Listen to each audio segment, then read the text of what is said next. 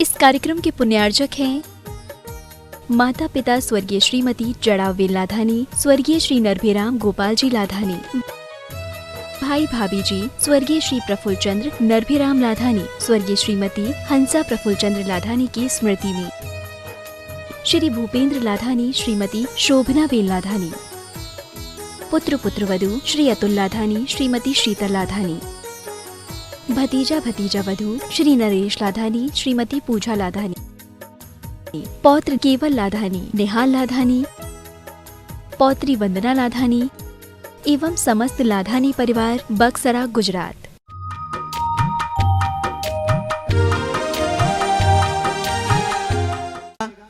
आपको समय पर पहुंचना है। हो सकता है बहुत कुछ आपको मिल सकता है, बहुत कुछ आपसे छूट सकता है, इसीलिए आप समय पर अपने यहाँ पर पधारें, ताकि आपको जो मिला है वो तो मिल ही रहा है, लेकिन आपसे कुछ छूटे ना। इसलिए समय पर पधारें, पूरे परिवार के साथ में पधारें, इष्ट मित्रों के साथ पधारें। दोपहर को 3 बजे शंकर समाधान का कार्यक्रम इसी स्थान पर होगा। हम पूज्यवर के पावन चरणारविंद में आप सबकी ओर से, अपनी ओर से कोटि नमोस्तु करते हुए मंगल आशीर्वचनों के लिए निवेदन करते हैं। हे महाराज श्री नमोस्तु नमोस्तु नमोस्तु। सभी लोग अपने दोनों हाथ जोड़ लें और मेरे साथ महामंत्र के स्मरण के लिए अपना मानस तैयार करें।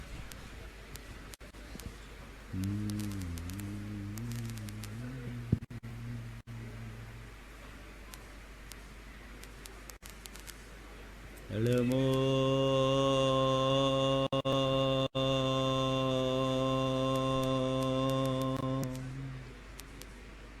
अरिहंता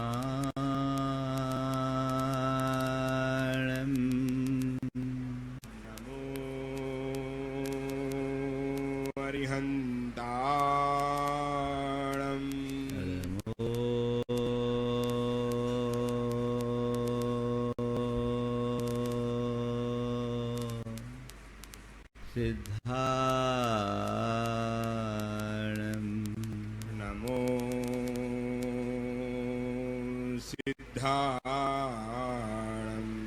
नमो आयर्याणं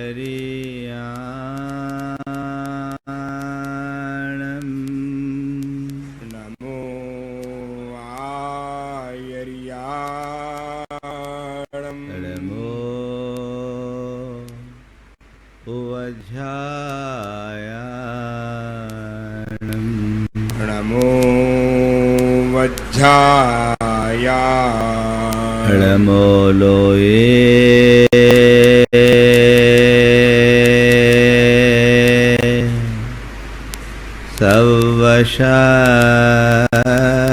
सवशाहुनं नमो लोये सव्यसाहुनं एषो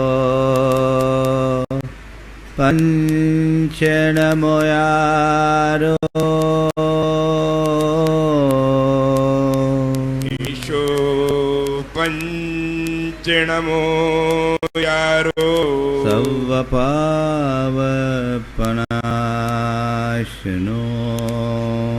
सव्यपावपनाशिनो मंगलाळं च सवेसिं मंगलाणं च सव्येसिं पढ़ेमं होय मंगलम परमं होय मंगलम। जय बोलो देवादिदेव 1008 श्री भगवान महावीर स्वामी की जय जय जय। अहिंसा परमो धर्म की जय जय जय। परम पूज आचार्य गुरुवर श्री विद्यासागर जी महाराज की जय जय जय। परम पूज्य महामना विराज प्रमाण सागर जी महाराज की, परम पूज्य राय सागर जी महाराज की। भगवान जिस लक्ष्य को लेकर आगे बढ़े थे, आज उसकी पूर्णता हो गई।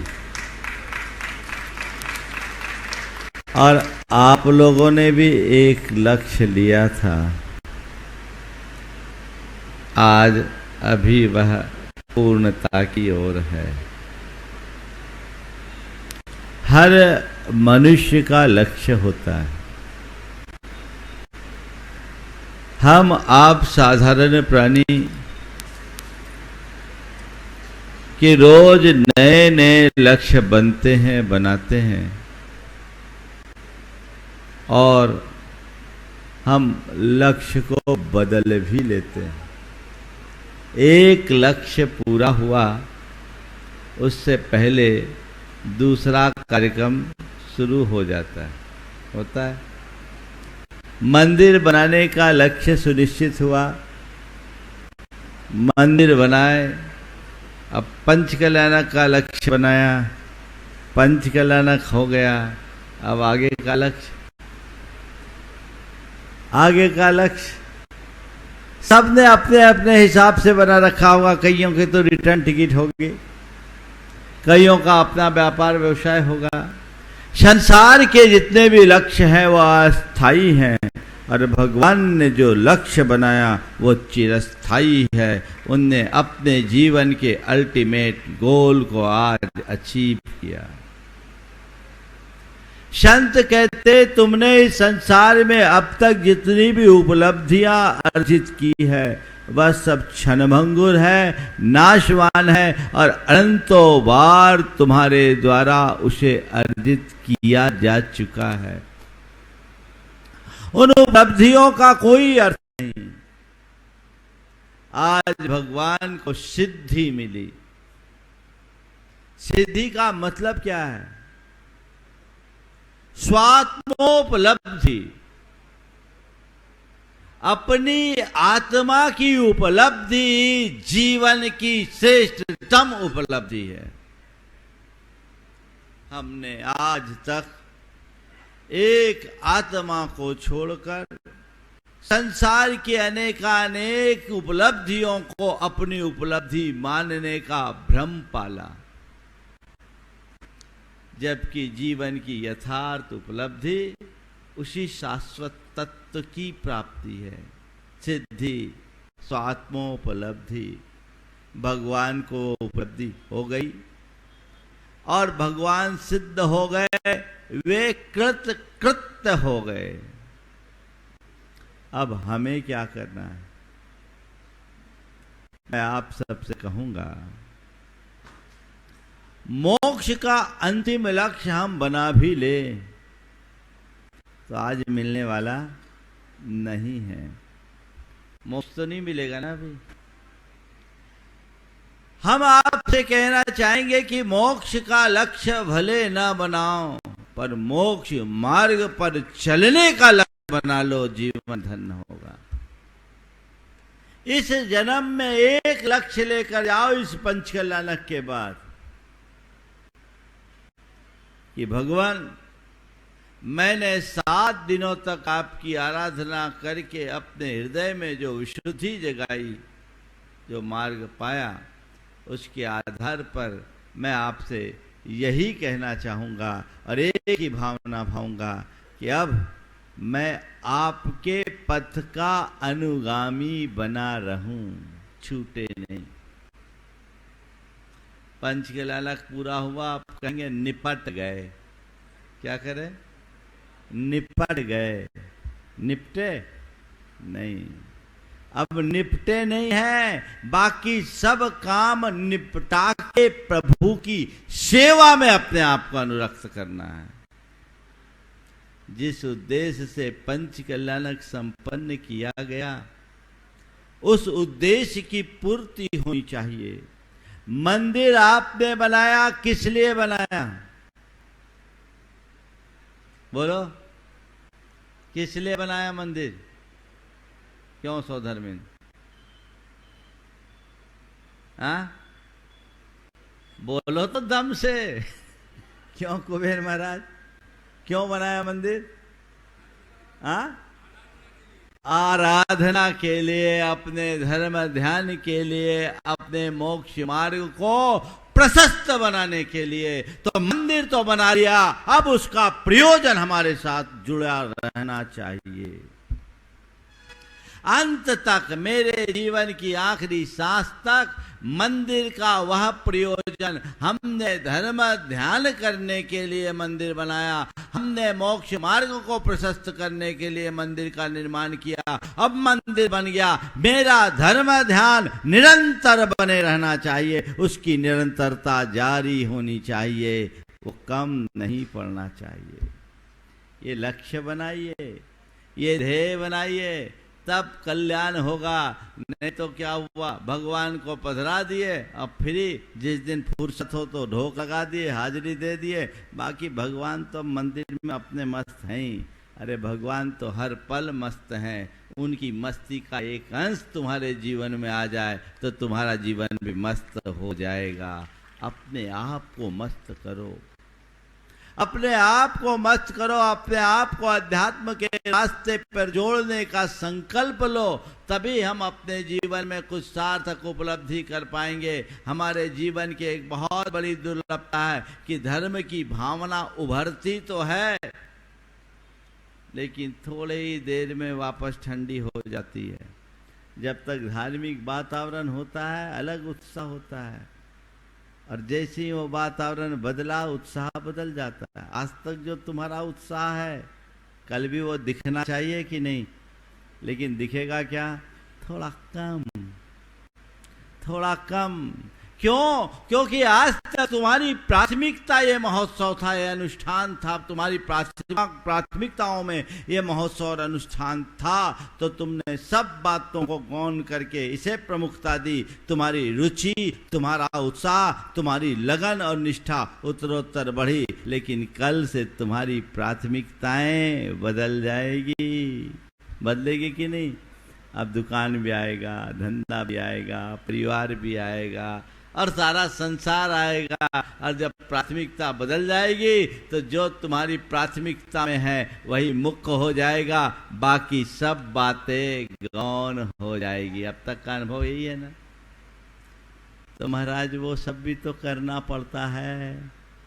बस मैं आपसे यही अपेक्षा रखता हूँ, वो सब आप करो मत, केवल करना पड़े। क्या? वो सब करो मत, गोरख धंधा करो मत, गोरख धंधा करना पड़े, वो तुम्हारे लिए एक मजबूरी और व्यवस्था जैसी लगने लगे तो तय माना हमने अपने जीवन में कोई कारगर उपलब्धि अर्जित की है। उसकी तरफ दृष्टि, उसकी तरफ भावना, उसकी तरफ धारणा अगर अपने अंतरंग में विकसित हो गई तो हमारे जीवन का बेड़ा पार हो गया।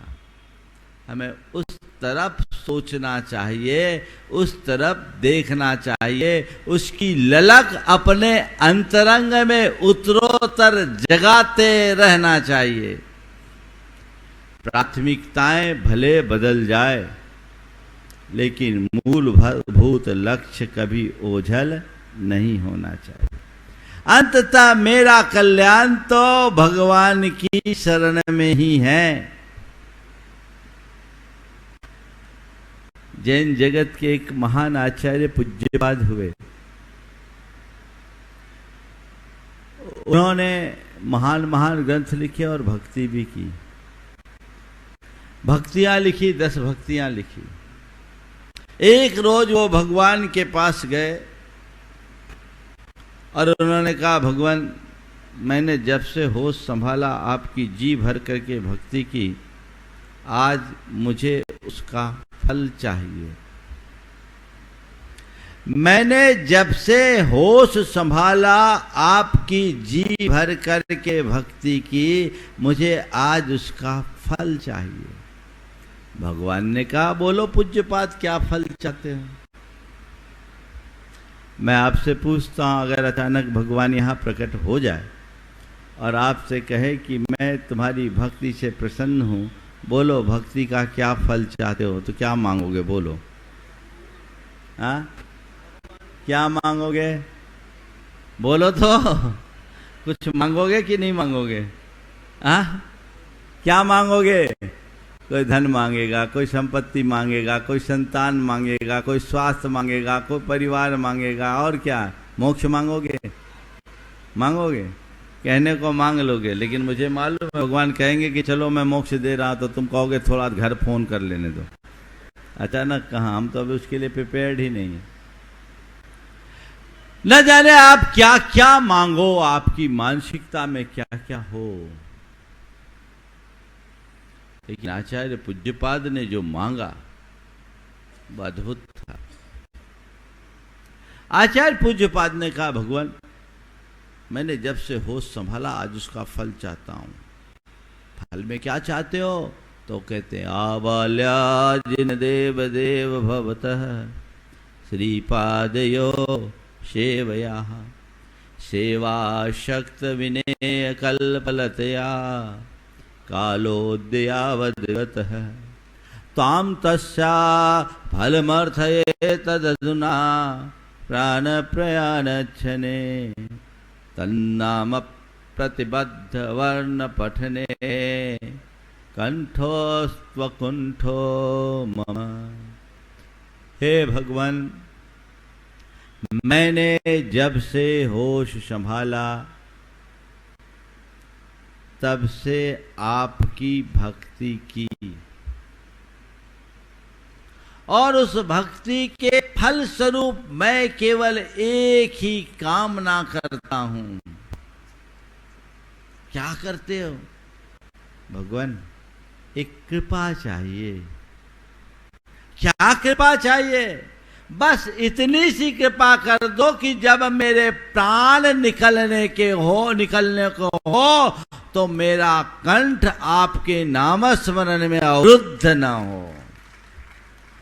मैं दुनिया से जाऊं तो आपका नाम सुमरते हुए जाऊं। है ऐसी भावना तुम्हारी? है तुम्हारी ऐसी कामना मन में? रोज आप लोग पूजन करते हो, पूजन के बाद जब शांति पाठ विसर्जन करते हो तो रोज कुछ कामनाएं करते हो नहीं करते हो? क्या करते हो? इतने फास्ट करते हो कि पता ही नहीं लगता हमने क्या कामना की। क्या पढ़ते हो? शास्त्रों का हो पठन सुखदा, लाभ सत्संगति का, सद्वृत्तों का सुयस कह के दोष ढांकूं सभी का, बोलूं प्यारे बचन हित के, आपका रूप ध्याऊं तोलों सेऊं चरण जिनके। क्या? तोलो सेऊं चरण जिनके, मोक्ष जो लो न पाऊं। तो पर मेरे हिय में मम हिय तेरे पुनीत चरणों में, तब लो लीन रहे प्रभु, जब लो न पाया मोक्ष पद मैंने। कितनी उत्तम भावना है! इस भाव को साकार कर लो, जीवन का उद्धार होगा। पर मैं ऐसा अनुभव करता हूं कि लोग पूरी पूजा तो ध्यान मग्न होकर कर लेते हैं, शांति पाठ और विसर्जन में जहाँ पूरी पूजा का निचोड़ है वहाँ हड़बड़ हो जाती है और कब ये पंक्तियां बोल देते हैं पता ही नहीं लगती। तो मैं आपसे कहूंगा, मृत प्रार्थना का जीवंत फल कैसे प्राप्त होगा? जीवंत फल चाहिए तो जीवंत प्रार्थना करो। तो आज एक लक्ष्य लेकर निकलिए कि भगवान मैं मोक्ष मार्ग का अनुसरण करता रहूं, मैं मोक्ष मार्ग के पथ पर आगे बढ़ता रहूं, ये मेरा लक्ष्य हो। आपके प्रति मेरी श्रद्धा भक्ति हो, आप मेरे हृदय में बैठे रहो और आपसे प्राप्त प्रेरणा मेरे जीवन का पथ प्रशस्त करते रहे। ये सोच अगर अंतरंग में जग गई तो सुनिश्चित मानना हमारे जीवन का बेड़ा पार हो गया। ऐसे ही जीवन का उद्धार हो। ये पंच कल्याणक सानंद संपन्नता की ओर है। अभी थोड़ी कसर है।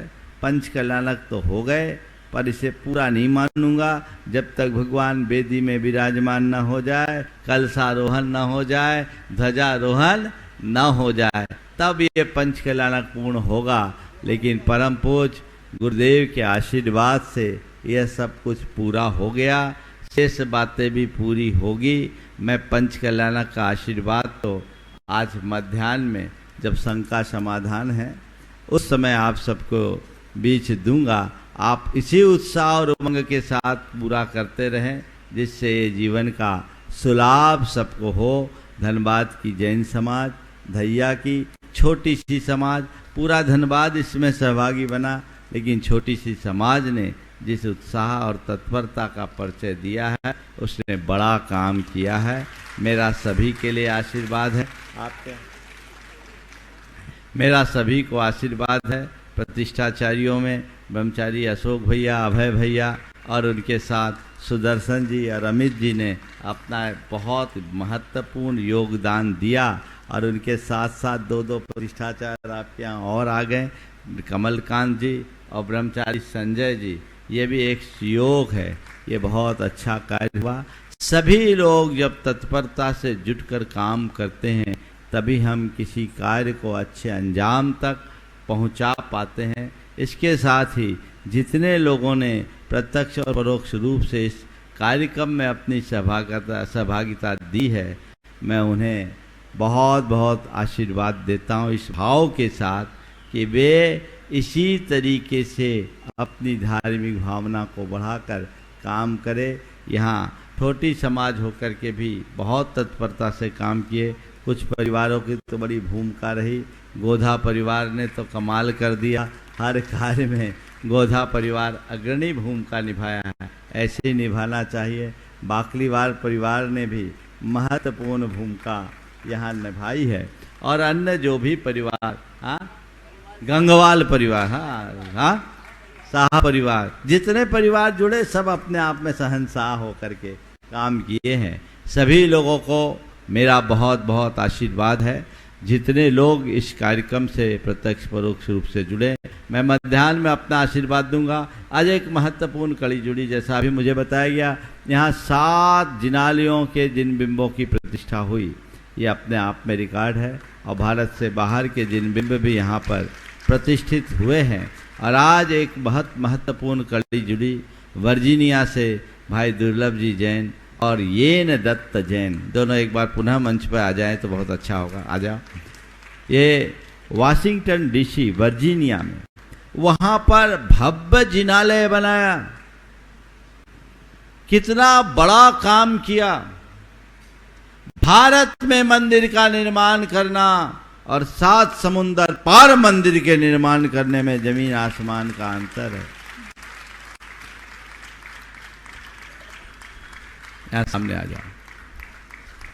मैं चाहूंगा एक बार जोरदार करताल ध्वनि से इन लोगों का सम्मान कीजिए। इनके साथ इनका पूरा ग्रुप है, इंद्रबदन जैन, संजीव जी और इंद्रबदन जैन, जो निरंतर, और इस पूरी टीम को मैं आशीर्वाद देता हूं। ये बहुत स्वर्ण युग चल रहा है अभी, जब अमेरिका, यूरोप, ऑस्ट्रेलिया और एशिया के भी कई देशों में जिन मंदिर का निर्माण हो रहा है, जो पिछले हजारों सालों में नहीं हो पाया, वो इस शताब्दी में हो रहा है। मैं इन सब की धार्मिक और सांस्कृतिक निष्ठा की भूरी भूरी प्रशंसा करके आशीर्वाद देता हूं कि ऐसा ही भाव बनाए रखे, ताकि तुम भले वहां बस गए, तुम्हारी निष्ठा तुम्हारे अंदर बनी है। जब तक मंदिर है तभी तक पीढ़ियों में धर्म का संस्कार बना रहेगा, और ये संस्कार तुम लोगों के जीवन को फलीभूत करेंगे।